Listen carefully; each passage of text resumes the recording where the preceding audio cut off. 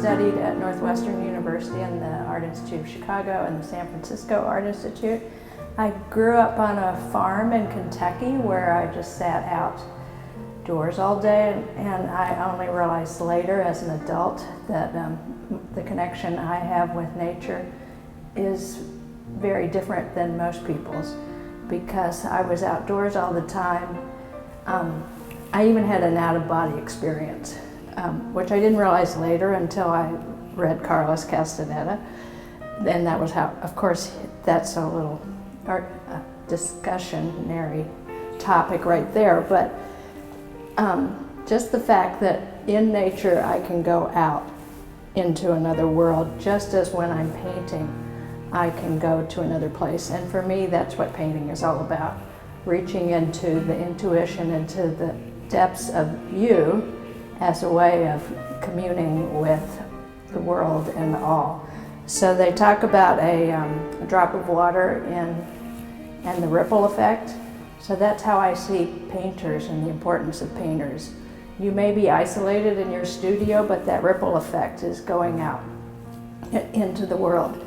So the majority of my work is about nature specifically, and it began as trying to go back into my childhood and bring forth that connection with nature. But it's kind of evolved into, of course, nature is in danger, and a lot of my work kind of shows that nature is dissolving. That's not only on a political, environmental scale, but it's also kind of philosophical. Again, if you are able to have an out-of-body experience, you're going into a different realm, and it makes you question the realities that we live in. So that's a lot of what my paintings are about. This one is a little unusual. I love doing figures, and I would love to do portraits, but you can't do everything. So this one began, I lived in California for a year, and it began of the cliffs on Bowling Ball Beach in California, near Mendocino. And I was doing a series called Foundations, thinking about the rocks and the earth and the crust of the earth and how important it is, and how we just overlook rocks. And I think from a Japanese and Chinese perspective, rocks have a quality all their own, and in my mind, they're not to be overlooked because they have history and ages, and in Shintoism, they would have a spirit. So that's how I was working on Foundations. This painting I worked on for 3 years, and it started out, I was doing pieces that were simple washes, the wash and the areas of paint with the wash and the lines kind of complementing and pulling against each other to create a strong painting. But essentially my composition on this one just wasn't working. So I worked and worked and worked and worked. And finally, because I look at art online all the time and go to a museum whenever I have the opportunity, finally I saw some work where half of it had been painted out, and I thought, that's what I need to do here. And so I scrubbed half of the painting out and added a man. And that brought the idea of the importance of foundations further in this 2018, 2019 fiasco of the political situation we have.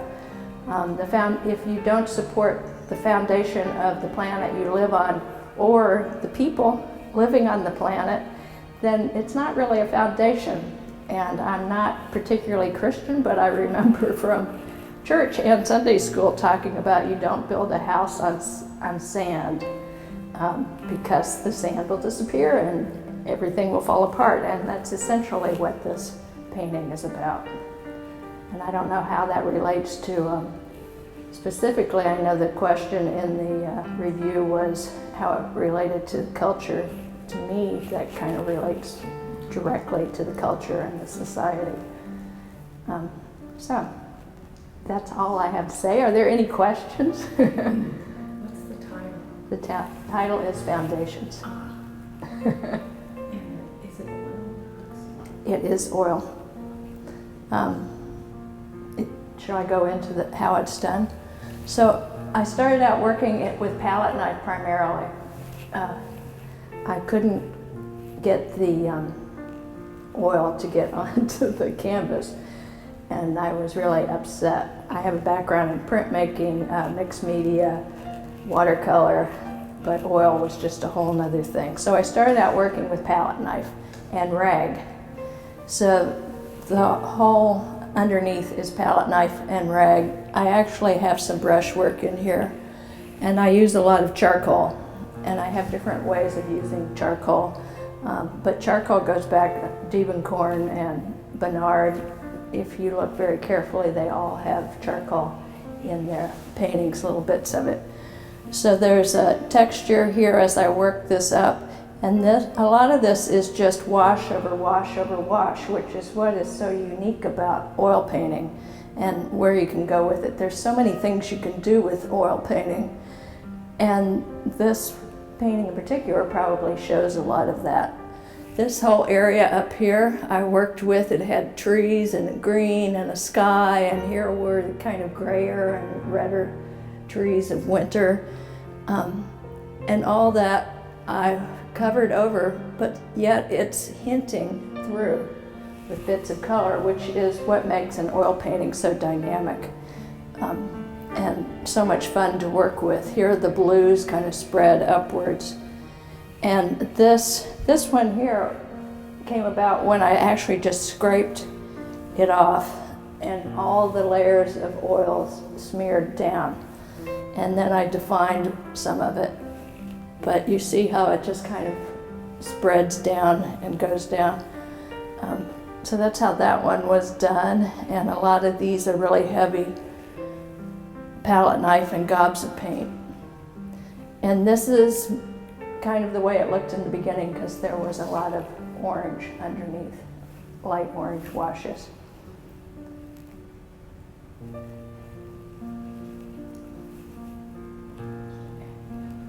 Are you having any one-person shows coming up in the not too distant? Thank you. Yes. So I've been really busy. I have a lot of paintings. I have a basement filled with paintings now. I had 6 solo shows last year, and I have a solo show at Smith and Valley Gallery in Edison that I'm really excited about, and I have a solo show at Gallery 110 and one at the OAP in Townsend, Port Haddock, and I've got a few group shows coming up. Yeah. So, and maybe I'll get another residency. Yeah, thank you. Thank you very much. I love your work. Thank you. Thank you for including me. It's a great show.